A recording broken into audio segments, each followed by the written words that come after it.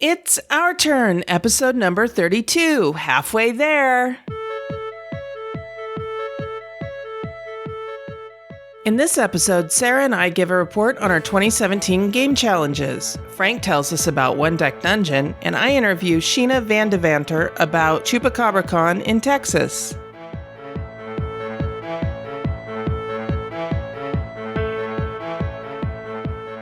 This is the Dice Tower Network, adding games to your wish list since 2005.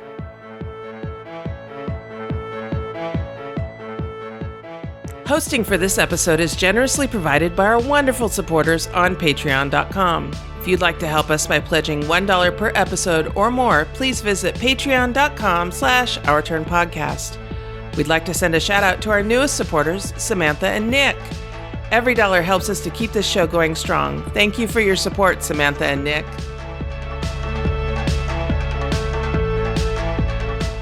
Hi, and welcome back to Our Turn Women on Gaming. I'm Cathy. And I'm Sarah. And we want to welcome you back to our show. Hey, Sarah, how you doing? I'm doing good. How about you? I'm good.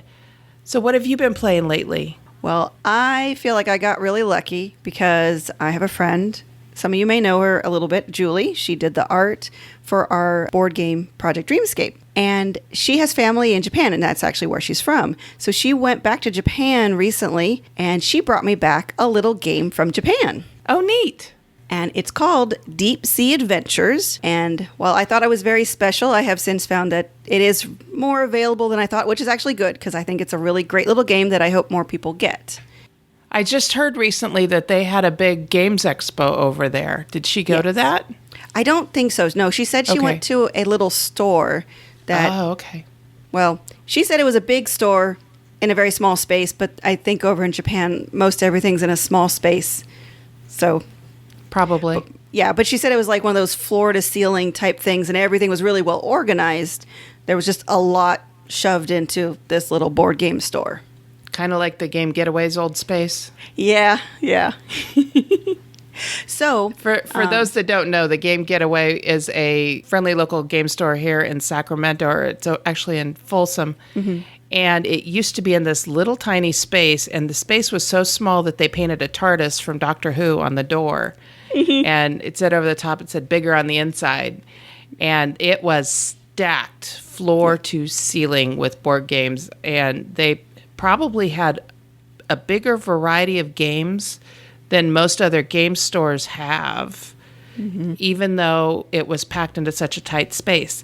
Now, they've done so well that they have since moved to a bigger space, which is still packed floor to ceiling with games. Yep. So, yeah, that's what we're talking about there. So go ahead. Tell us about Deep Sea Adventures. So Deep Sea Adventures is designed by Jun Sasaki and Goro Sasaki. Published by Oink Games, it plays 2 to 6 players in about 30 minutes. So the players are a group of poor explorers hoping to get rich quickly by recovering treasure from some undersea ruins. But they're all rivals. However, their budgets have forced them to all share a single rented submarine with a single tank of air. Oh, no. Yeah. So if they don't get all back to the sub before they run out of air, they drop all the treasure. So set up, there's these different shaped chits, and so there's groupings. And so like the triangles have a little dot on it. Then the squares have 2 dots. They have 1, 2, 3, and 4 dots on the back of them, and they're all differently shaped, which is really great because you're going to mix them up within their own groupings, but they'll be face down. So on one side, it has those dots. On the other side, it has numbers. So all the numbers are down. And you randomize them, and you create a line out of the bottom of the submarine, and the submarine is actually shaped like a little submarine. And so you put all the 1s going directly out of the ship, and then the 2s and 3s and 4s in a line or a swirly pattern or whatever you want to do, as long as they're in that kind of that order. And then you have a little marker, and you put it on the 25 spot of the submarine, and the submarine will track your remaining air. And then everyone gets a little meeple, which looks like little divers, so that's really cute. There's a little mask thing sticking out of the front of the face, and then like a air tank backpack thing on the back. And everyone goes on the sub. There's 2 dice. There are 6-sided dice, but they're only numbered 1 through 3. There's 2 copies of every number. But this means the highest you can roll is 6, so it's 2 to 6. That's all you can roll. This is important because this is how far you move.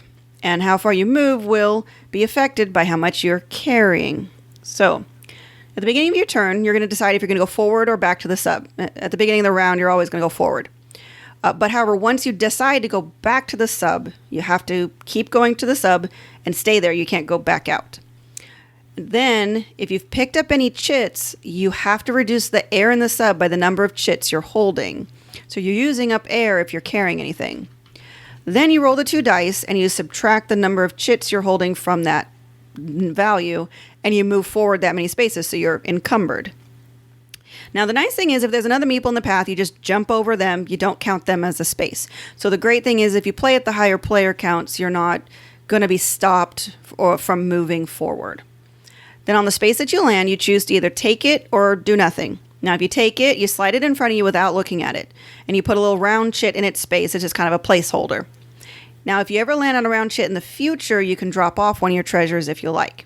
And then play continues with each player taking this sequence until everyone either gets back to the sub or the air is completely gone at the beginning of someone's turn. Anyone who made it back to the sub gets to flip over their chits and gets the value indicated. Anyone still out in the water, though, drops all their treasure. It goes to the end of the line. And then you keep doing that for 3 rounds, and everyone counts up their points, and the one with the most points at the end wins. And I should say the values, the 1, 2, and 3, of course, as you would expect, the chits that have 1 on the top have like really low. I mean, you can actually get 0 value out of those. But as you go farther away from the submarine, they become more valuable, higher numbers. I find this game very interesting because it's push your luck against the other players. Most push your luck games are against the game, like you flipping over cards until you bust. But here it's about group think. Well, somewhat. If everyone wants to go out to the far end of the line, you may have a chance of getting more valuable treasures. But if someone breaks away from the group think and just darts out of the sub, grabs some low chits, dashes back to the sub, the others might be left out in the cold water. So in our 2 games that Will and I played, in the first one we both tried to go to the end of the line. We're like, we're going to pick up some big stuff. And we ran out of air because after picking up the stuff, you run out of air and you're moving slower. I mean, I had a couple of turns in a row where I didn't move at all because I had 3 chits and I rolled 3. So no moving forward there. Right, you're stuck. Yeah, right. So let's see. Next, we went out, just grabbed some 2s and went back. But Will still wanted to go for the end stuff. So needless to say, at the end of the 3rd round of the first game, he had 0 points. He just couldn't make it. He kept pushing too far. In the next game, we're both more conservative, but I managed to just get a little bit more lucky, and he still tried to push a little too far, so I won 56 to his 33. So, okay. Yeah, so you can get good scores, and obviously in higher player scores, actually, I don't know if you'd end up with higher scores or lower scores. Again, it really depends on the group think of it. This is a great little kind of luck-based social game. It may not work for everyone because if someone is really losing, they could just pick up a bunch of chits and run out the air and drown everybody. So it could get a little mean that way. But for us, it's a keeper. I give it a 4.5 out of 5. Fantastic. And that came out in 2014? Yeah. Okay. Interesting. This weekend, I went to my stepsister's house because my parents were in town. Mm-hmm. And I sat down with my mom and we played about 7 games of Can't Stop. Woo! Love that game. I guess my mom just couldn't stop playing it. She just couldn't stop. Exactly. By the end, though, she was beating me pretty quickly. Oh, wow. So she caught on to that game pretty quick. My mom is not a gamer. I mean, she likes to play some games, but mostly it's games with like decks of cards, like canasta or solitaire or hearts or stuff like that. Right. That's what she grew up playing, and that's fine. Right. But every now and then I'll say, Mom, want to play a game? And she kind of looks at me sideways like, yeah, I'm not so sure. She sees all the pictures that I post on Facebook of the games that I like to play. Gotcha. And I think the one that has freaked her out the most has been my pictures of the big damn crate from Broken Token for Firefly. Yeah, she took one look at that and went, oh my Lord, because that was just the biggest game I think she's ever seen in her life. It is quite intimidating. It could be, yeah. I think that was probably the biggest game she had ever seen that wasn't considered a sport. In Can't Stop, you have a octagonal-shaped board. It's shaped like a stop sign. It's colored like a stop sign. And you have these rows that go from short on the outside to long in the middle and then short on the outside again. And they go from 2 to 12 across the board. And you start by, every player picks a color, but you don't put your colors on the board. You start with these little white cones. And you use the white cones to measure your progress during your turn. And then when you decide that it's time to stop, you want to lock in your progress, then you replace the white cones with your colored cones, and that locks in your progress. So you start with 4 dice, and you roll the dice, and you put them into pairs. And you add up each pair, and then that's the line that you can put your cone on. And it's got this whole traffic theme to it. The stop sign, the cones, all that kind of thing. So say like you roll a 7, which is actually pretty common, which is why the 7 is the longest row. You roll a 7 and you roll 5. Well, you put 1 cone on the 7, on the bottom of the 7 track, and you put 1 cone on the bottom of the 5 track. And let's say the next time you roll 2 7s. Well, then you get to move it up 2 spaces.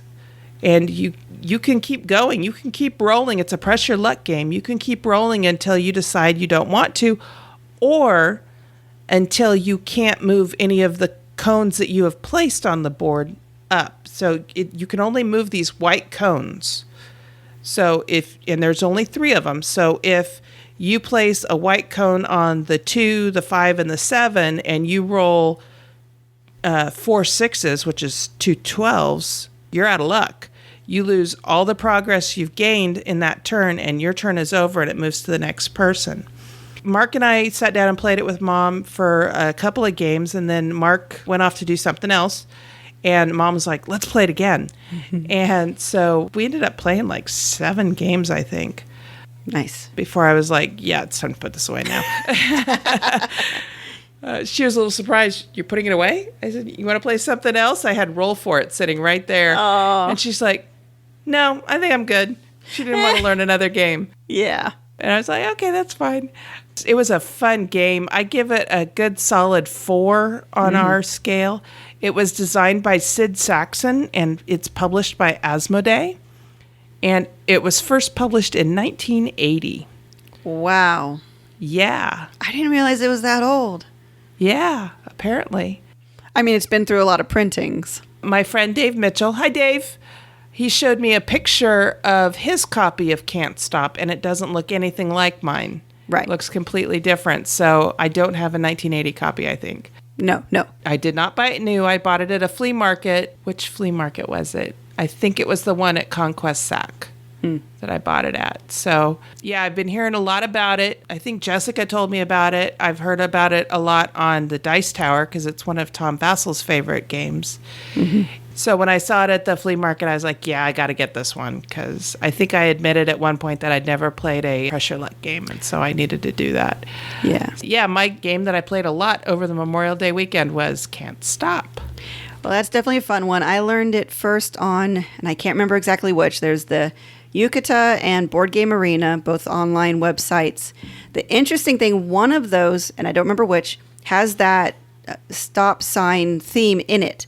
The other one, oddly, rethemed it as monkeys climbing up vines. Oh, okay. So it's still got that kind of shape of the board, the stop sign shape, but it's all green, and there's vines going down it, and there's these monkeys. I don't get it, but... So that's how I first learned how to play, is my friends and I would switch back and forth whatever we were playing previously, because it was on both sites. So if we were playing a previous game on one site, we just switch over to their version of Can't Stop. And then I'm waiting for mine. I recently backed the Can't Stop Express Kickstarter, which is a roll and write. It's based off of Can't Stop, but it's the mechanics are very different. But as an add-on to that Kickstarter, I was able to add on Can't Stop, the original. So okay. I just have to wait a bit because it'll ship with the Express. Okay. Yeah. Neat. What else have you been playing? So we finally got the networks back to the table. This is kind of embarrassing. It moves off your shelf of shame. It finally does. So we actually, this is our second play of it, which is our goal is to play 2 2 times, play an unplayed game twice. That's our goal. Uh-huh. We first played this last summer. And now we're playing it the following May. So it's, I'll get into it, but it's one of those games we loved it immediately. It's just a longer game and it's more complex, so it's harder to get to the table. Okay. But it's The Networks designed by Gil Hova, published by Formal Ferret Games, and it plays 1 to 5 players in 60 to 90 minutes, and I think that 60 to 90 minutes is if you know what you're doing. It's a little bit longer when you have to learn and then relearn the game. Anyways, in the game, each player is the owner of a television network, and all you start with are 3 awful public access shows, a small amount of cash, and lots of ambition to succeed. But there's competition. You're not the only new TV network in town. So the game plays over 5 rounds in which you need to gain advertisers, sign stars, and acquire new shows. You've got 3 time slots, the 8, 9, and 10 p.m. Now, the shows, stars, and advertisers will do better at different, certain time slots. They, like certain show does better at the 8 o'clock versus like 10 o'clock, and same thing with the stars and the ads. And many of them have prerequisites so that you might have to have before you can move forward. So, for example, a show might require a star and an ad. So you can't acquire the show until you already have those 2. So you have to really decide what you're going to do in the right order. Turns go quickly unless you get hit by AP, which I think we're still at that point where we're still trying to figure out everything. But there's a timing element to the game, because on your turn you only get to do 1 action. So you have to prioritize what you want and accept that an opponent might take something you want before it gets back to your turn. And then you have to adjust depending on what happened. And at the end of each round, you score your shows for viewers. So you'll add up the viewers you'd get from the show itself, stars, ads, that kind of thing. At the end of each round, you will score your show for viewers, stars, and ads that are attached, and then you'll age the show. Some shows will get better over time, and some get worse, as we've experienced with shows. So you have to balance letting shows age versus canceling them and replacing them with new shows. But then the new shows will need new stars, or maybe ads, or both. So shows and stars will cost you money, while ads provide money, something you definitely have to carefully balance. There's also these special action cards called network cards, and they help just boost you in different ways. Really, these cards are critical and can really make the difference.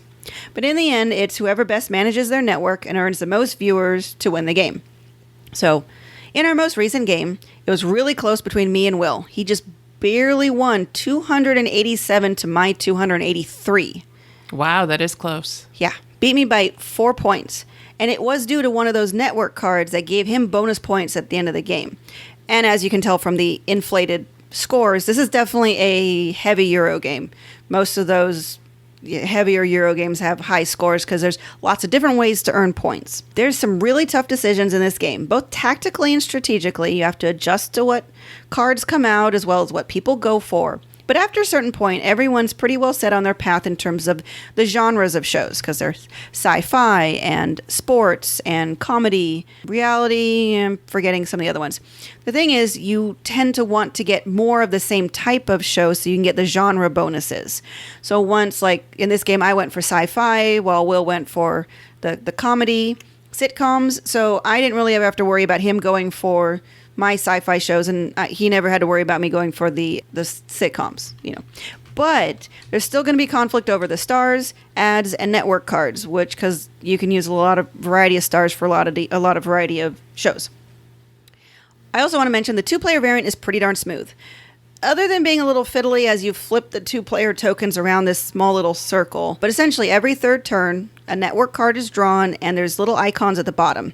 And you discard cards according to what icons show up. So it really adds tension and motivation to get that leftmost card sooner than later, because if it's one that you want and you wait too long, it could get burned. And so it's not just what your opponent's going for in a 2-player game, it's the randomness of what's going to get tossed.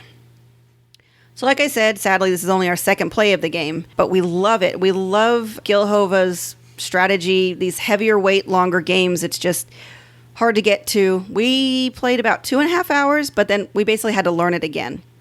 I'm hoping we can get it back to the table soon because we haven't used the advanced card or the mini expansion. And there's a big expansion on the way to Kickstarter soon. So, unfortunately, because of the challenges we have getting this to the table, I can only give it a 4.5. I really want to give it a 5. We love it. It's everything we like to play in this type of heavy game. It just doesn't get to the table very often. It has a great sense of humor, challenging and fun. I just love Gil Hova's strategy games. His previous one, Battle Merchants, unfortunately an underrated game, but it's another one I need to get back to the table because it's just so much fun to play and just really gets the meat of what we like in these heavier, longer games. Cool. Yeah, that is one that ever since it came out, I've been wanting to give it a try. Yeah. But we missed the Kickstarter, and I haven't seen it in any of the game stores. I want to say it's currently out of print. It just did so well. But I believe with the expansion coming up, I assume he'll do a second printing with it. Since you're a Kickstarter maven, would you give me a shout out when that Kickstarter starts? Of course I will. All right. Great. So I finally was able to overcome a deficiency in my gaming experience. Okay. I played my very first trick-taking game. I played Hearts for the first time. Nice. And we went over to our friend Dwayne and Yuriko's house. Hi, Dwayne. Hi, Yuriko. And on the way over there, Mark and I were listening to an episode of The Dice Tower, and they were talking about trick-taking games. And so at one point, I was just totally confused because they weren't explaining what a trick was. They were saying, well, you do this, and then whoever does this takes the trick. And I'm like, what? Yeah. So I stopped it, and I said, Mark, explain to me what a trick is. And so he did. And so by the time we got to Dwayne and Yuriko's, because they live across town from us, and we were going over in the evening, so there was after-work traffic. Anyway, by the time we got there, I was like, could we, I know we're here to play games. Can we at least play Hearts? You know, I thought maybe that could be like a quick game we'd get in. Yeah, it's not a quick game. No. We spent the evening playing Hearts. It was a fun game, though. I think we were playing to 100. Oh, wow. And I think that's why it lasted so long. And looking up the rules, I thought you just played to 100. I thought that was the deal. Apparently, the rules on the bicyclecards.com website say you agree upon a final score, and that's what you play to. So, anyway, this game was first published in 1850. Wow. And the designer is uncredited or unknown on BoardGameGeek.com. The publisher, it's in the public domain. Yeah. So it's not published by anybody in particular. It's played with a regular deck of cards, and the object of the game is to be the player with the lowest score at the end of the game. The way you do this is by avoiding getting hearts or the queen of spades. And then the player with the 2 of spades starts the gameplay. You deal out 13 cards in a 4-player game. 3-player game, you remove the 2 of diamonds, and each player gets 17 cards. And in a 5-player game, the 2 of diamonds and the 2 of clubs are removed, and each player gets 10 cards. And apparently this is not a 2-player only game. No, I don't think so. Apparently it's difficult to do trick-taking games with only 2 players because Tom Vassell asked the question, what's the difference between a trick-taking game and a game of war? Yeah, that's true. And Mark goes, actually, Game of War is a trick-taking game for 2 players. So the player that starts is the player that has the 2 of spades. And so you throw down the 2 of spades, and everybody else is supposed to play spades. The one that plays the highest spade takes the cards off the table and puts them down in front of him. And then that person then plays a card from their hand. You're trying to not get hearts. So you're trying to make sure that when you put out a heart, that it's the lowest card in the thing, or that hopefully someone has a higher card than you do and they get it. Because the hearts are the only suit that count as points, and they count as 1 point, and the queen of spades counts as 13 points. So you want to avoid getting hearts, and you want to avoid getting the queen of spades. However, there is a twist to it in that if you get all of the hearts and the queen of spades, that's worth 26 points, but you don't get it. Everybody else gets 26 points. And it's called Shooting the Moon. And Dwayne actually shot the moon at one point during our game. And so I actually got to see that happen. And I think I actually won that one. Now that I'm thinking about it. Yeah, I think I had the lowest score in that one, which normally is not a good thing in most games, but in this game it was great. And I actually did have a couple of hands where I had no cards in front of me. Oh, wow. At the end of the round. So I got 0 points those times. It was fun. Good. It was a lot of fun. We haven't played it since, but I do want to sit down and play it again so I can cement the rules in my head. And it makes me want to stick a pack of cards in my purse so that, when I have someone to sit down and play games with, that I can just do that. As I was playing Can't Stop with my mom this week, and I was thinking, oh man, I wish I had a deck of cards with me, because then we could, rope Mark into playing a game of Hearts. Right. Because I know my mom plays that on the computer a lot. Oh, okay, good. It's one of the games that's included with Windows, and so she plays that quite a bit. So, but that was a fun game. Yeah. That was a fun game. I am expecting to get this month, I believe, my first Kickstarter. Nice. And it is a game called Trickster. Oh, yeah, Trickster. And it is a trick-taking game with a time travel theme to it. Yeah. So I'm looking forward to getting that one and learning that one. So. Yeah, I played Hearts a lot as a kid with my grandmother and my aunt. It was, if the three of us were together, we'd played Hearts. If only two of us were together, we played Rummy. And that is the two main games we played growing up. We played other games, obviously.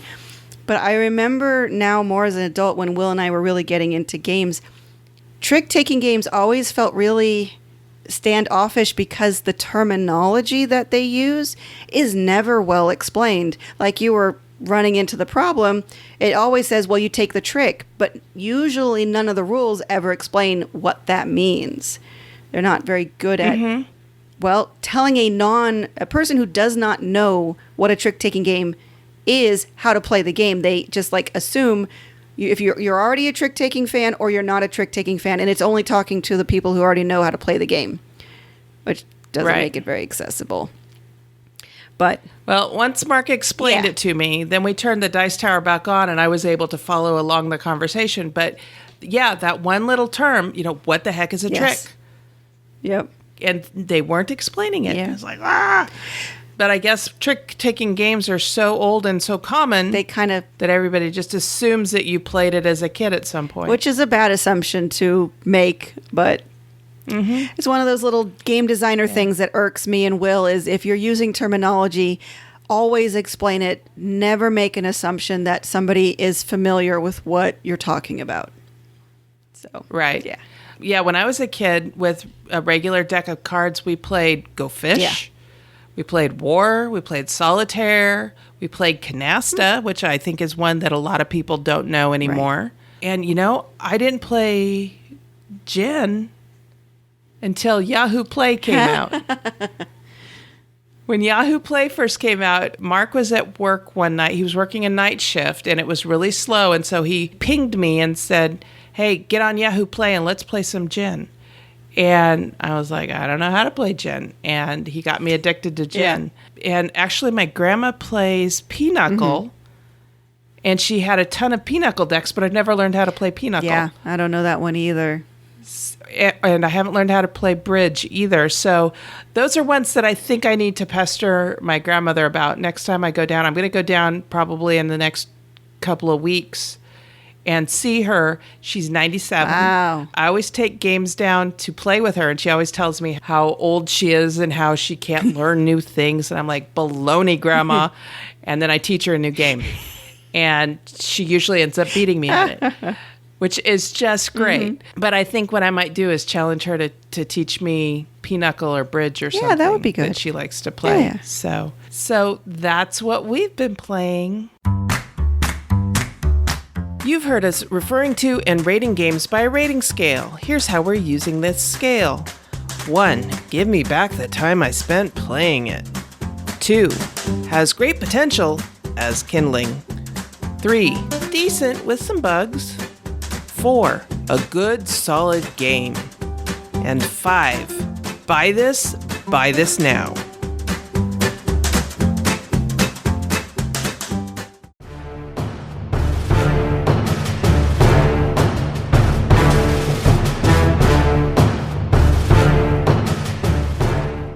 When I first got involved in gaming, I played a lot of computer games like Rogue and Angband and NetHack.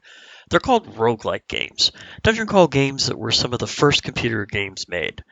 Most of them are fantasy-based, where you play a knight or a wizard, traveling through a randomly generated dungeon, killing monsters, taking treasures, and in the end, beating the boss and taking the artifact or saving the world from destruction. Now, there have been several board games that have taken this formula from the computer screen to the tabletop. Claustrophobia creates the dungeon as you go and has scenarios that keeps the game fresh. Dungeon Quest also builds the dungeon as you go. There's even a random map element in games like Robinson Crusoe and Betrayal at the House on the Hill that keeps the scenarios different each time you play it through. However, there is one game that to me feels the closest to those classic roguelikes, and that game is One Deck Dungeon, released in 2016 by Asmodee Games, designed by Chris Cieslik, with art by Alana Cervenek and Will Pitzer, and it's currently ranked 935 overall at Board Game Geek.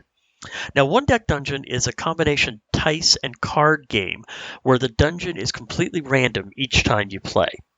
Now, you start out as a level 1 character, a paladin, a mage, a rogue, a warrior, or an archer, that has ratings in several areas such as fight and magic and speed, which translate into different colored dice. Now, to get past the monsters and the traps that you'll find while exploring the dungeon, you'll roll these dice and use them to fill in the challenge boxes on each card. As an example, in order to defeat a glooping ooze, you'll need to fill in the 2 armor boxes first, used to bypass whatever protections the monster may have, using the dice that match the color that's on the box, or by using heroic dice, which I'll explain in a moment. Once you've filled in the armor boxes, then you can start filling in the other boxes. When filling in small boxes, you can only use 1 die to match that number.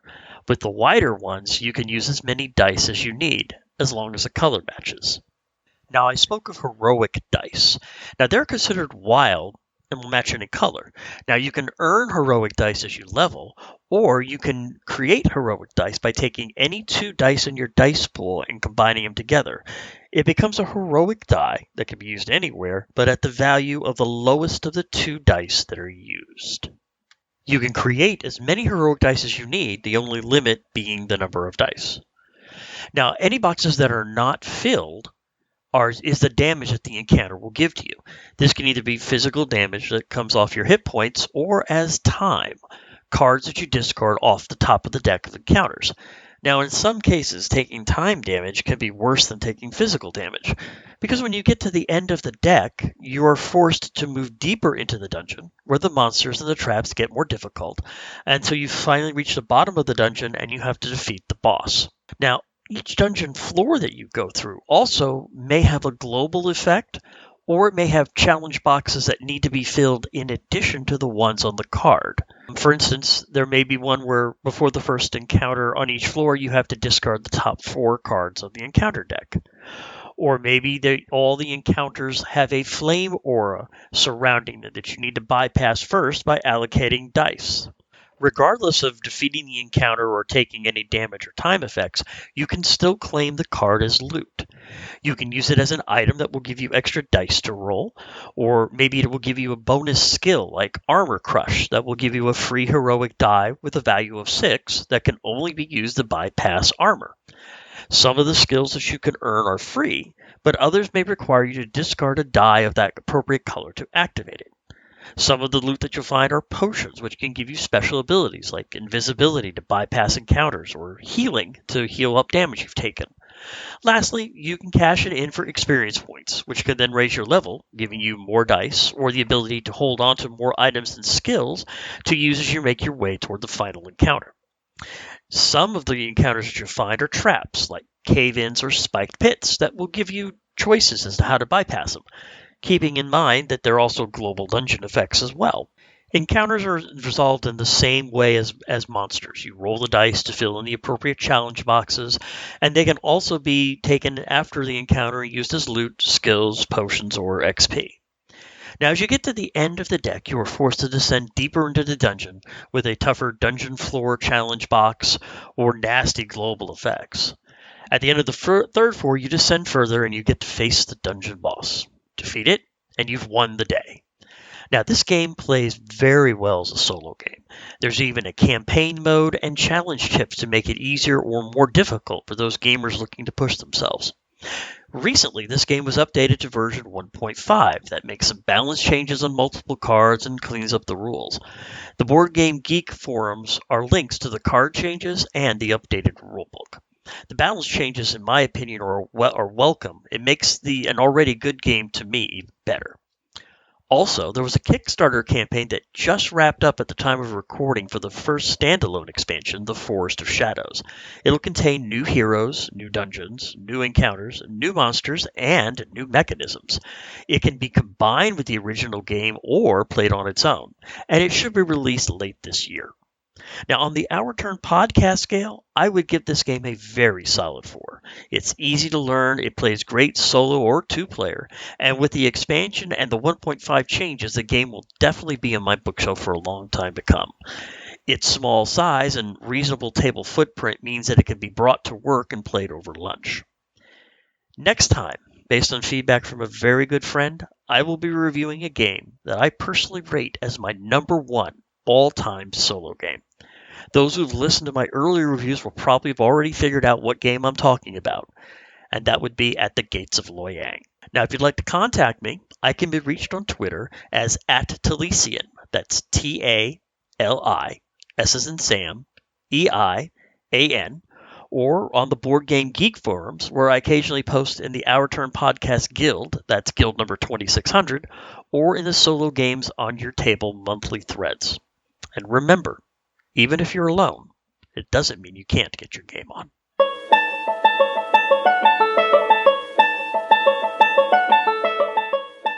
Hey everyone, this is Sarah. If you're curious on how you can support the show, here are some ideas. If you'd like to support us financially, you can support us through Patreon at www.patreon.com/OurTurnPodcast. We also have a donation button on the site for anyone wanting to do a one-time donation. We have a lot of plans to improve our audio quality and expand the content we provide, but we need help to do so.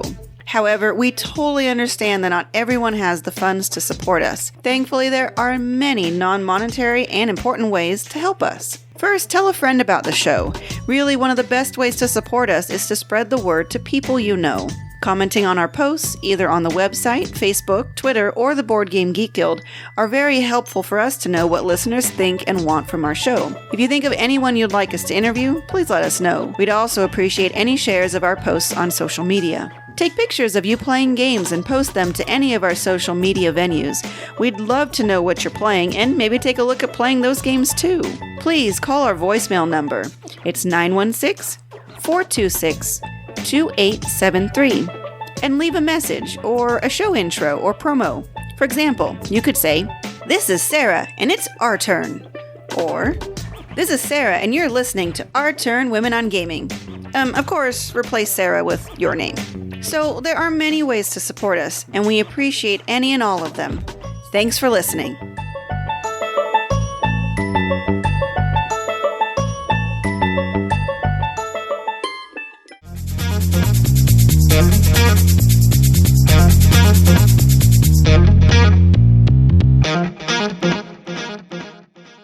All right, so now we're getting into the meat of the podcast and talking about our hot topic, which is to give you a report on our board gaming challenges in 2017. Sarah, how have you been doing on yours? Well, I will start with my 10 by 10 challenge, which I have only 2 plays left to go. Woo. Wow. Good job. Well, I will say I'm doing the easy or normal challenge. So I've been kind of letting my plays determine what's going to be on there. And I've been playing a lot on my iPad. So I really got some, I wouldn't say easy games on there, but I got some. But the 2 that are left, I need 1 play of Dominion and 1 play of the Dresden Files cooperative card game, because those 2 I was actually playing with Will and friends. So those are the actual to the table ones for sure. So, but otherwise, I have completed 8 games that have all been played 10 times, and that includes Lanterns, which was the app, Herbaceous, which was mostly played at work, which was really cool. My coworkers loved it. Potion Explosion, also on the app, Quicks Deluxe, which was a mix of playing it at home and playing it at work. Star Realms was all through the app, or Will and I might have played that once on the table. Ownerim was definitely through the app. Then what do we got? Sushi Go, mostly at work again, but some at home. And then Ticket to Ride, which was the app, playing that. Now, most of those that I played on the app were against other people. So I have like my iGame night and other people I play against on Twitter and stuff. So it was still mostly against live, except of course Ownerim is a solo game. So that was just against me. So yeah, it's always a lot of fun to try and get into different games, and I knew I had to do easy this year with everything that's going on. So I'm very happy. I'm sure I'll get those final 2 plays done in June. Awesome. Boy, you're done before the year's half done. I kind of need to so we can focus on the other challenge. Uh-huh. So mine is the 52 game challenge, and I didn't make as much progress as I did in the first quarter of the year, but if I'd made that much progress, I'd be done. Yeah. I got 6 more games played. The criteria are numbered 1 to 52. So the first one, I was kind of curious how I was going to fulfill this one. It's a game played with an app or another electronic device. And I was viewing that as a game that you played on the table with an app included. Ah, yeah. And so I was kind of looking to play like a game of Seven Wonders that has a great scoring app or something like that. But I ended up playing XCOM, the board game, at Conquest Sac. Nice. And that game actually has an app that runs the game. Mm-hmm. So it's a cooperative game that you're playing against the AI in the app. And the AI is what sends down the aliens that are invading Earth, and then you decide how you're going to react to it. So that was kind of a different experience for me altogether. When I sat down to play that, I went, oh, this will fulfill that requirement. This is cool. And then number 7 on the list is a game published in 2017. And so that game put into that slot is Rocky Road a la mode. Nice. And I played that one at Conquest Sac. So in that one, you're all playing competing ice cream men who are trying to sell the most ice cream recipes to your customers. And the first person to earn 9 points wins the game. So it's a very quick to play game too. It's a neat little filler game. I really like it. The first time I played it, I was like, oh, I like this. And then I left without buying it. But the next day I went back to the con and I went to the vendor and I said, I want that game because I just hadn't been able to get it out of my head. A game based on mythology. I think I might get challenged on this one a little bit, but I put in Gloomhaven. And I say mythology in that it's a fantasy role-playing game. Mm-hmm. And fantasy makes up fairy tales, which are kind of myths, right? Yeah. So mythology. Kind of. So that's how I'm justifying that one. A game by a designer who only published one game. That's the 35th criteria. And I was kind of pondering over this one, and I had put Unfair on as a game that makes me happy because it's my new favorite board game. It always makes me happy. But then I went, oh, I wonder if this designer's published anything else. And I went and looked it up, and he hasn't. So as of the first time I played Unfair, Joel Finch has not published anything else. So that one works.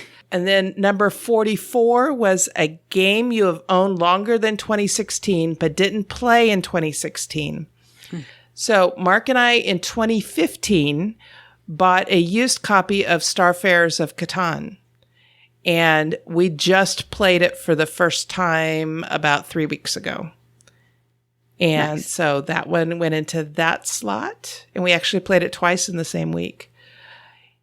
Nice. And then a game depicting itself or another game in the game.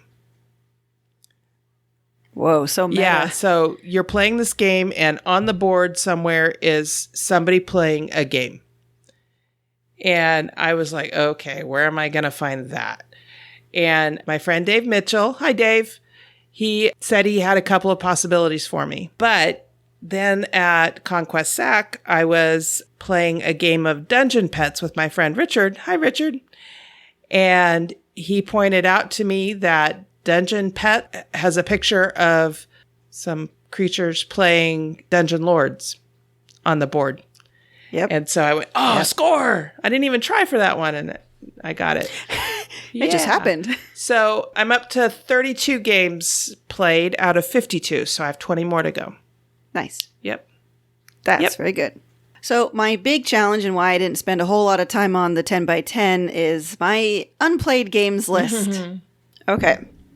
So our overall list increased to 90 total games from 79. Holy that cow. means we gained 11 games since my last report. Wow. Yeah. Now, 24 have been played twice, which is up 13 games from the 11 played twice at the last update. So since the last update, I've played 13 games twice. Cool. Of the 20... I said cool? Yep. Of the 24 games played twice, we are keeping 16 for sure. 2 are on the maybe list, and 6 more are on the trade list. Some have already been taken to the game Getaway in Folsom. He has a consignment shelf there. So not too worried. I have a couple I'm keeping because, unfortunately, Scoville didn't work for us. So we're going to keep that more for a math trade. Maybe get a more substantive, larger game because I know there's still a lot of people out there who like Scoville. And it has the expansion because, of course, we're that silly to go and get the expansion before playing the base game. Yeah, that's us. Okay, now 4 have been played once, which is the same as before, so I didn't make any progress there. So we still have a total of 62 completely unplayed games, but that's 2 less than last time. So we sort of made progress. So you added 2 but subtracted from. Well, we gained 11 games, but we have 62 left to go. So we had 64 unplayed games at the end of the last report. So we had 64 games to go. Now we're at 62 games to go. So we made headway considering we gained so many games. Okay. I know that's a lot of numbers to throw out there. Needless to say, we're still at, when I tell people, oh yeah, I have about 60 unplayed games, I still have about 60 unplayed games. I haven't made major progress to get below 60. I'm not actively buying new games. It's just I never stop backing Kickstarter, so we always have games coming in. Oh boy, you and your addiction. Yes, I am addicted to Kickstarter. I just can't say no. I do budget though, so I don't go over my budget, but it allows me to back within certain parameters because if I tried to go cold turkey, I'd probably go crazy. Yeah, there's a game on Kickstarter right now that is really calling my name. It's a LARP in a box. Huh. It's a game by Murray Brown, among others. Mm-hmm. Hi, Murray. And she has guest hosted on the show, and I interviewed her about her New World Magiscola. But she has this Kickstarter, and it's going to end in the next couple of days. And it's called A Wolf by Any Other Name. And basically, you are all students at a magic school like Hogwarts, and you're all in detention. And you're in detention on the night of the full moon. Oh. And there is at least one person who will turn into a werewolf. And so that person is trying, or I think there might be 2. They're trying to find the components they need for a spell so they don't turn into a werewolf in detention. And some characters are willing to help. Others are not, because werewolves are discriminated against, and there's a lot of prejudice against them. For understandable reasons, I think. You know, they tend to rip people limb from limb. People get, put out by that. But it's a party game, and it's basically a LARP in a box. And so I am really tempted to plunk down some money for that one. So we'll see. I got to make a decision in the next day or two, because that's when the Kickstarter's ending. Yeah. So, but you've got me looking at Kickstarter a lot more, and so it's getting tough. My master plan is to take everybody with me. It's working well. It is working too well. For those who don't know, Sarah does a daily Kickstarter feature on our Facebook page. So if you want to check that out and follow the Kickstarter adventures of Sarah Reed, you can go to our Facebook page, which is facebook.com/OurTurnPodcast. Yep. I may not back everything I feature, but I definitely like the look of everything that I feature. So it's stuff that I think people might get interested in. I do try to vary things. I will say I tend not to really care as much about like zombies or the horror side, and I may not feature role-playing games as much, but I do try to diversify to, pull attention to things that definitely stand out to me. And you've also featured some game accessories as well, which I think is really neat. Yes, I love to do game accessories too, because we can't always keep getting brand new games, because then we'll get into my situation of always having too many unplayed games. So accessories are fun too, because they don't count as games. Yeah, you keep going at this rate, you're going to need to buy another set of Kallax shelves. Yeah, we're already talking about seeing what'll fit under the large windows we have in the back of the living room. Maybe, I think a 2x4 on its side will fit there. An interesting problem to have, huh? Yep. All right. So, are you doing a board game challenge? Tell us about it, either on Facebook, Twitter, or the Guild. We're Guild number 2600 on Board Game Geek, and you will find links to all of those in the show notes. So you can always find the show notes by going to Our Turn Podcast, and in this case, it's going to be /episode 32. This is Patrick Hillier, the Oprah of the Hillier Gamer, and you're listening to Our Turn, Women on Gaming Podcast.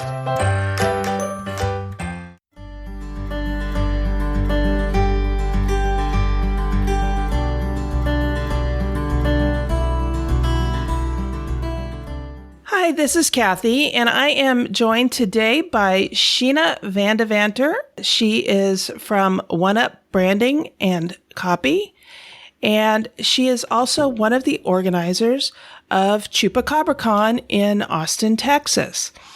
So, Sheena, welcome to Our Turn Podcast. It's your turn. Tell us about yourself.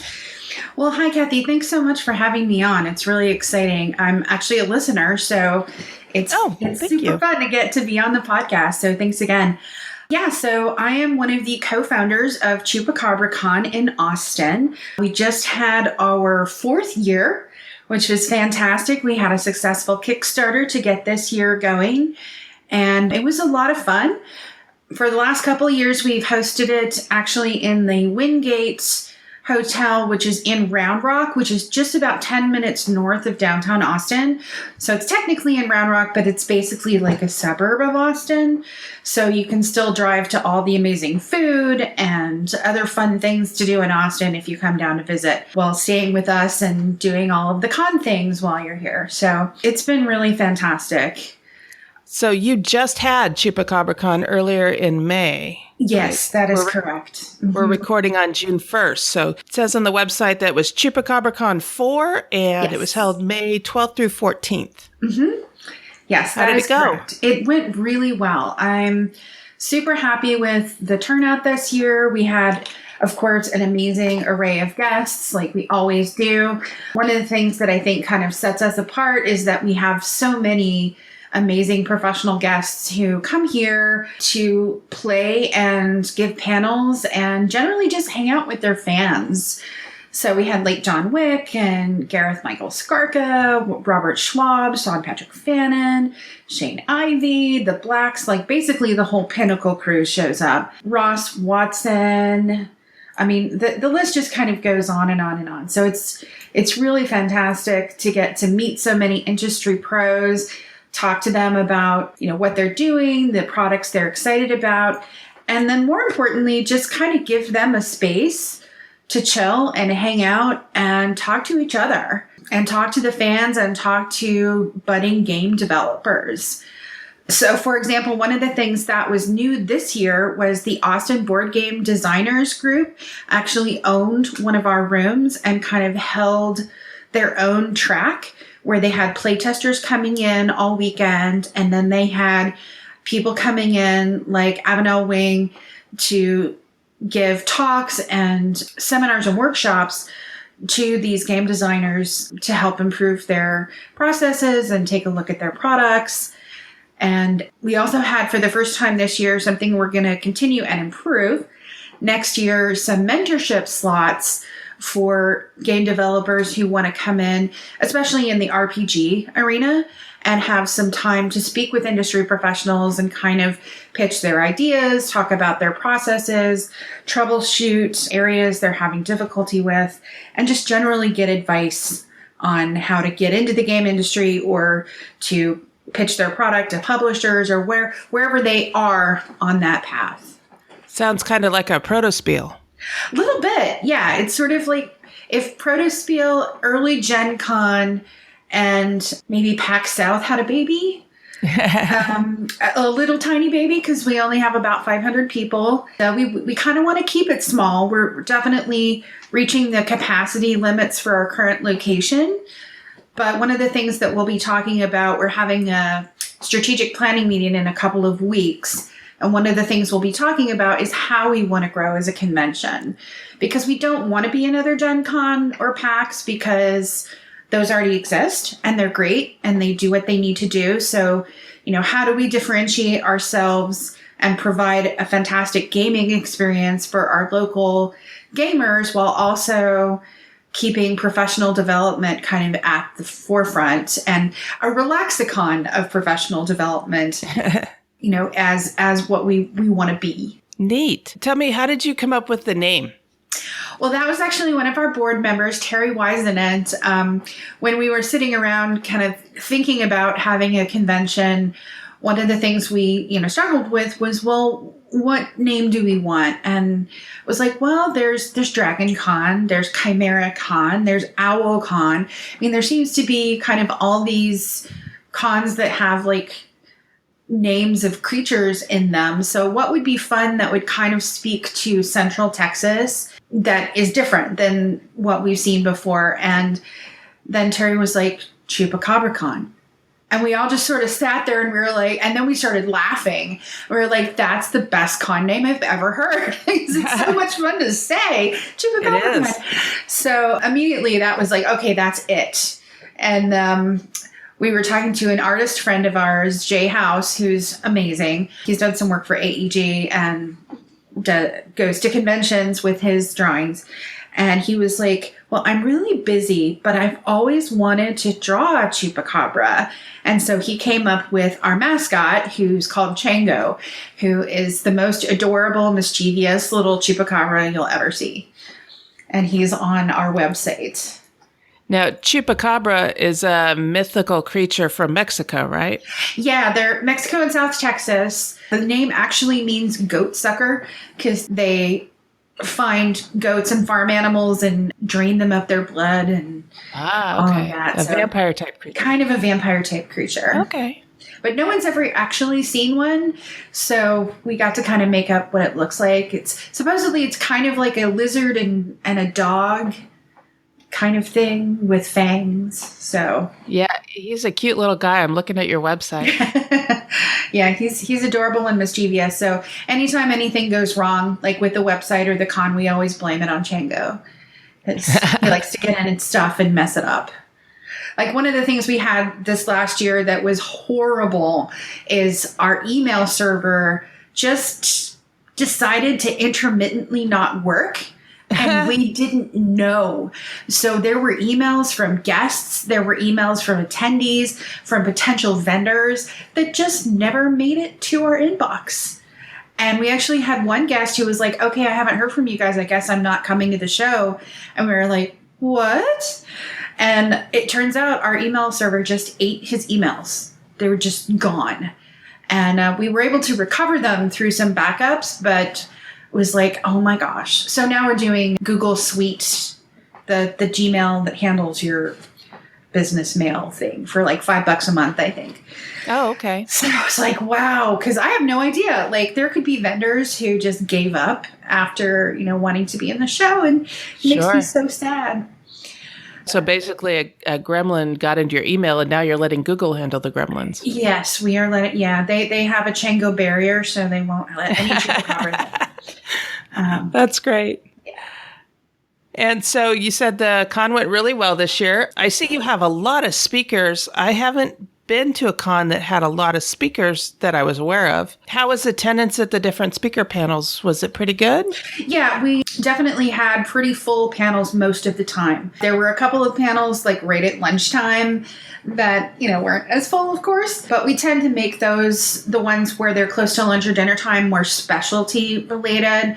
Like we have here in Austin, Fanboy TV is a great little public broadcasting show that covers kind of all things geeky and nerdy related, including conventions and comic books and whatever. And so they came and gave like a podcasting, and I think it was a podcasting panel that was not very well attended in terms of the number of people, but the people that were there were super focused on it. So it was actually really good because it was like they really needed to be there. They really wanted to be there. And so we count that as a success because the people who wanted the information got it and, got to ask a lot of questions and have kind of a almost private little panel with the people who run that show. Oh, neat. I know that we have a thing in the works for a local con where we're planning to record a podcast episode.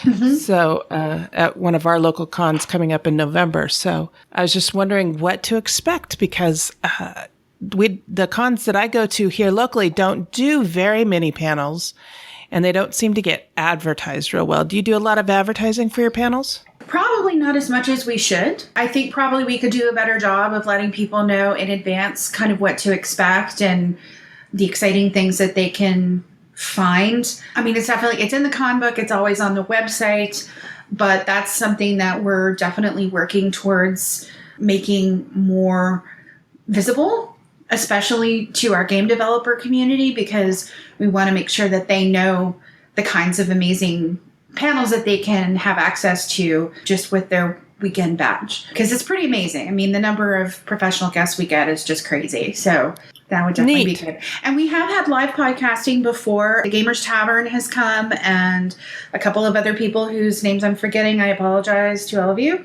And usually what they'll do is they'll come and set up in a room and they'll record a podcast episode and then they'll go grab the professional guests at different times, say like, hey, are you available for 10 minutes at 4?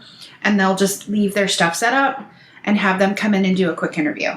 Oh, okay. And so that seems to work out really well because then they can edit it together later and they get a lot of great energy that way. That sounds great. How did Chupacabra Con come about? Well, my game group and I, there's probably about 12 of us total, but of course we don't all game at the same time. We have rotating, every other Saturday, every other Friday, every Wednesday, different groups doing different things, but there's probably 12 of us.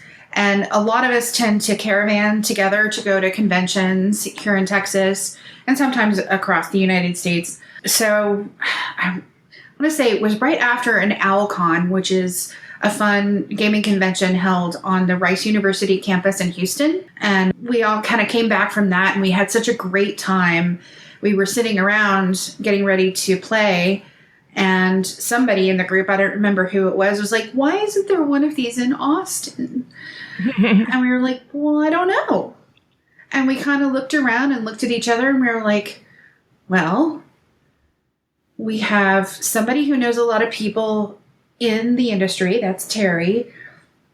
We have me, who has run other professional conventions throughout my career.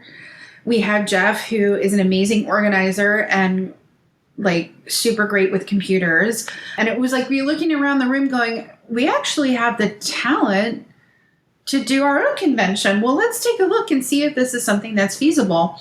And so we did a little research and we found actually one of our members who didn't happen to be there that night. One of our game group members had helped run a con 10 years prior. But the people who ran that convention, even though it was very successful, they had decided to run the convention because they weren't going to have kids. And so they decided they wanted to create something as their legacy. And then, of course, 3 years in, they got pregnant. So they were like, well, I guess we're not going to do this anymore. So he still had all of these amazing resources from when he was helping them with their convention. And they were able to meet with us and kind of help us to get started and give us some good advice. And then the rest was kind of history. We just said, let's put on a show. And we did. And amazingly enough, it all came together. Now, you mentioned that you did a Kickstarter for this. Yes, we did do a Kickstarter this last year. We started our first year, we had an angel investor who kind of gave us this, I will help you out with this, this, and this for the first 3 years. And then if we're not getting close to sustainability at that point, or regardless of whether we're close to sustainability at that point, this is as much as I can give to help you jumpstart.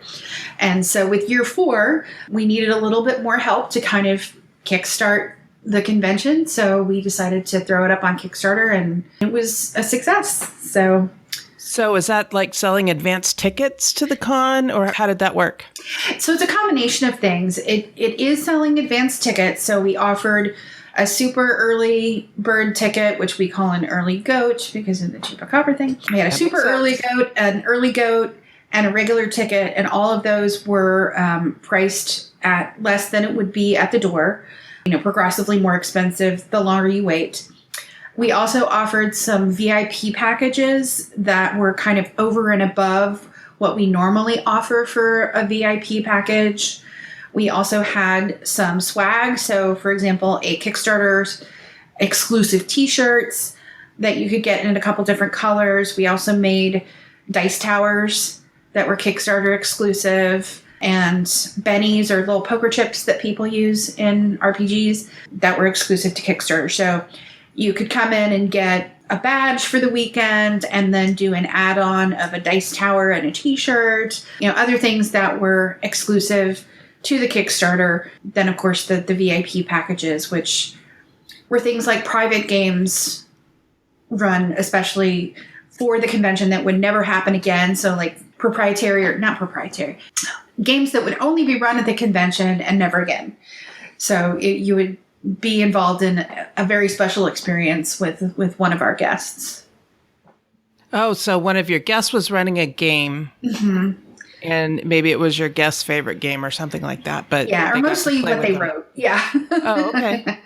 Yeah. So different levels of VIP. We also had a couple of giving levels that were specifically to support our charity, which is Austin Creative Pathways. So we were able to, through that, to offer a scholarship this year for someone to attend the convention who's a budding game developer. So that was really neat.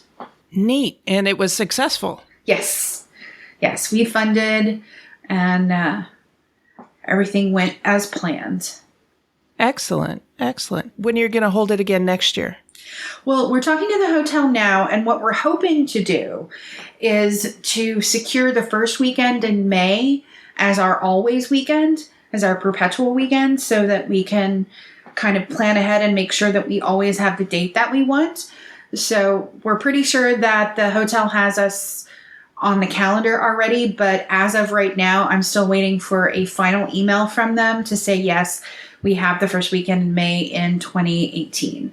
So as soon as we have that, then that will go up on the website and we'll start preparing for Chupacabra Con 5. Neat. Well, this sounds like a lot of fun. And you said you had about 500 people attend? Yeah, about that. That's a great size for a small con. Mm-hmm. I find that cons about that size aren't overwhelming to introverts like me. Yeah. I would definitely say introverts would be welcome. There's plenty of space to just kind of chill and hang out in the hotel lobby. And there's some weird little funky spaces where people can kind of go and hide and read a book, or, obviously if you get a room in the hotel, you always have that. Mm-hmm. And one of the perks actually of being a VIP is access to the green room, which is for VIPs, staff, and guests only. And it's this little boardroom upstairs where people can leave their stuff. We offer free water and snacks, and just a place to come and kind of be quiet, have a moment away or have your lunch and, have a quiet conversation with a friend or two, but kind of just to get away from the hustle and bustle. Right. Because I know cons can be overwhelming. We have a couple here in Northern California that run anywhere from 6,000 or 7,000 people. Mm-hmm. And I've been to both of those cons, and it can just be overwhelming after a little while. It can just the humanity. Yeah, and a little frustrating because it's hard to get into any of the events that are planned, like any of the games that are being game mastered there, and so you spend a lot of time in open gaming, which is fun. But if you're trying to play the latest and greatest games that are being run by the people who are GMing, that's going to be difficult to do. But these smaller cons, it's easy to do.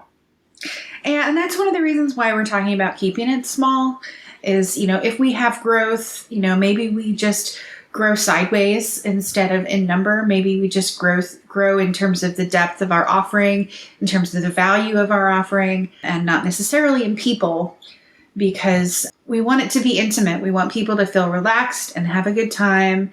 And, I personally am an introvert, and so are most of the members of my con board. So we all want to go to a place where we feel safe and like we can relax and have a good time and not get overwhelmed. Well, this sounds really like a lot of fun. I hope you'll come back when you do if you do another Kickstarter or when the con gets a little closer, and tell us what you've got planned for Chupacabra Con 5. Absolutely. I'd love to come back anytime. That would be great. Thanks for joining me today, Sheena. It was my pleasure. Oh, and where can people reach you if they want to connect with you online? Yes, please come to chupacabracon.com. We will be having a new website launch probably by the time this airs. It should be up, and our brand new email server should be working. And that's to reach me. The best email address is conventions, plural, @chupacabracon.com. Okay, great. And are you on Twitter or anything like that? Yes, we actually do have a Twitter feed and a Facebook group and a Facebook page. So just look for Chupacabra Con, and I think we're the only one out there. So. Okay, well, we will definitely have links to those in the show notes. Great. All right, thanks for joining me. My pleasure.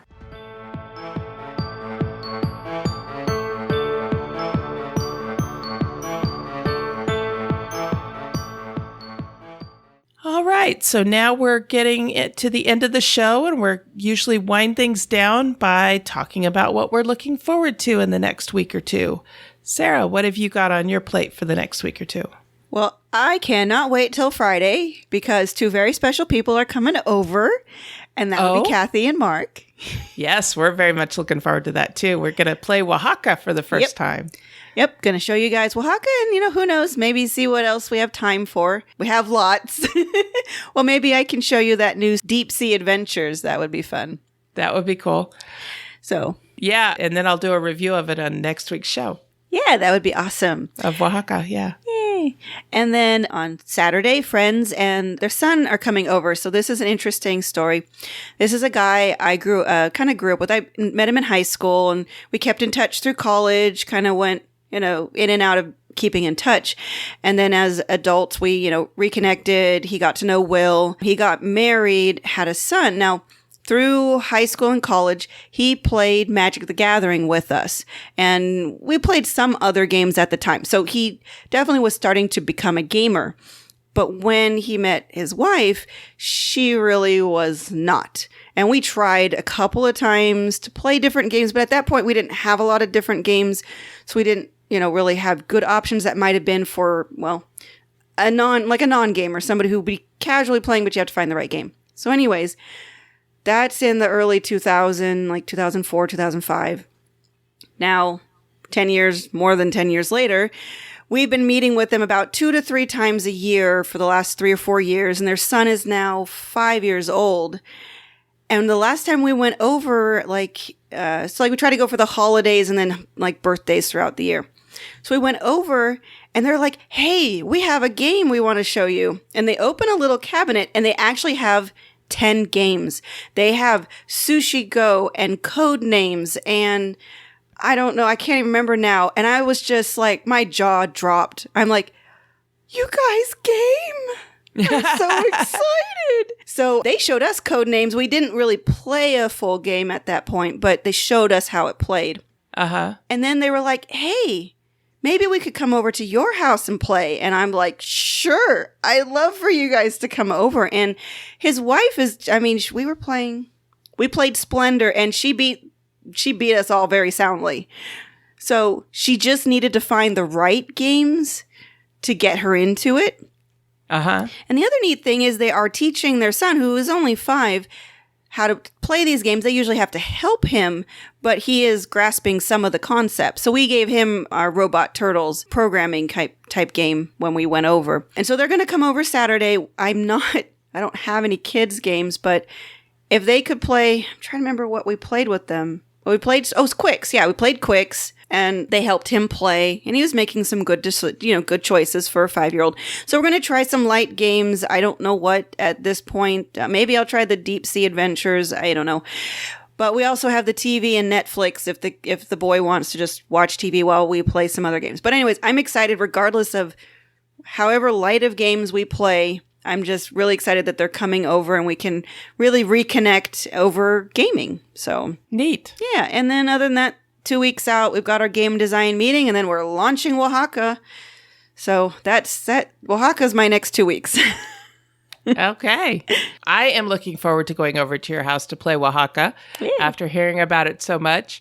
And then next week, we have scheduled, I'm going to interview you and Will about Oaxaca. So next week's episode should have an interview with Sarah and Will about Oaxaca so they can go in depth and tell you all about it. And then Mark and I are going to go see Wonder Woman on opening night. Nice. I am so excited. She has been the superhero I have just adored my entire life. Mm-hmm. I grew up in the 70s and 80s, and I grew up watching Super Friends, and she was an integral part of Super Friends. I grew up watching the Wonder Woman television series with Linda Carter, and have just missed seeing any superhero movies that feature, the primary star is a woman. Mm-hmm. The Marvel movies are great in that they've got Black Widow and Scarlet Witch, but I had never heard of them until the Marvel movies came out. Right. We've seen Superman movies, and we've seen Batman done and redone and redone. And then we've seen Spider-Man done and redone and redone, which are great. I love all those movies. Love them all. But Wonder Woman has been sadly neglected. Yep.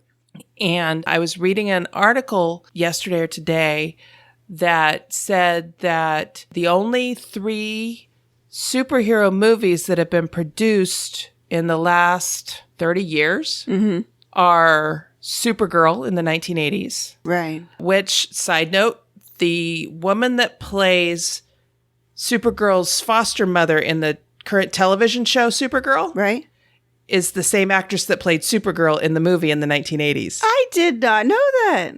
Yeah. That's very cool. And I'm blanking on her name right now, but it's the same person. Huh. And then in the 90s or early 2000s, there was Catwoman and Elektra.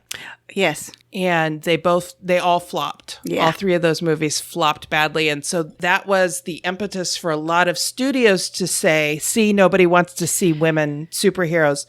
But what they failed to take into account is those movies were awful. Yes. They were awful depictions of those superheroes. Yep. I am thrilled that Supergirl has her own television series now. I love it. Mm-hmm. I adore it. It's doing fabulous, especially since I got moved to the CW. But Wonder Woman has always held a special place in my heart, so I can't wait to see this movie. Yeah. And I just saw a tweet from Linda Carter, who played the original Wonder Woman in the television series, and she thinks the movie is fantastic. Oh, that's great to hear. And then it has a 97% rating on Rotten Tomatoes, which is unheard of for superhero movies. Yeah. So yeah, I'm totally jazzed about this movie. I can't wait to see it. And I have a feeling that if I can figure out a way to swing it, I will probably see it a couple times this weekend. Because I'm just a huge fan. So I assume you'll also pre-order the DVD. Oh yeah, the DVD will be mine. I don't care how good or bad the movie is. It will be mine. And then I'm also this weekend watching my 2-year-old niece, Walker Lynn. It is my sister-in-law's weekend to do her National Guard service.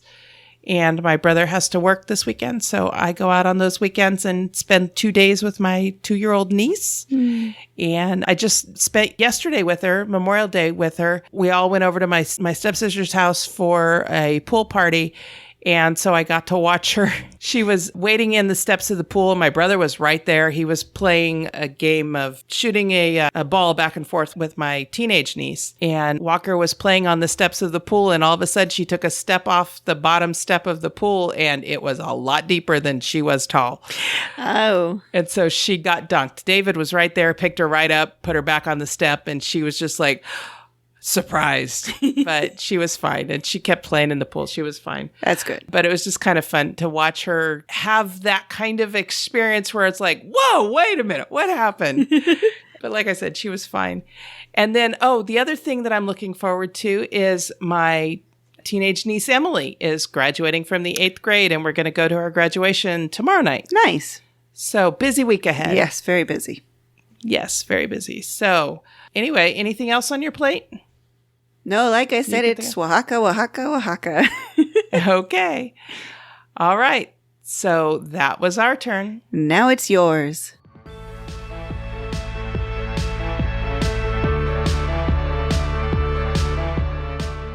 Thank you for listening. This episode was recorded on May 30th, 2017, and is written and produced by Kathy Ford and Sarah Reed with assistance from Frank Vicari, Sheena VanDeVanter, and Mark Ford.